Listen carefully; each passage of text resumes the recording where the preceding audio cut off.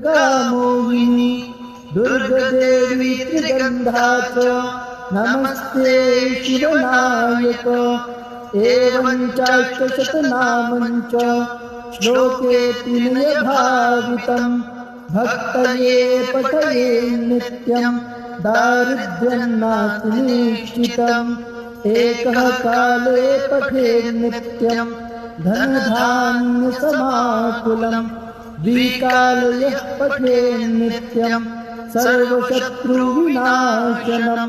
त्रिकालयः पठे नित्यं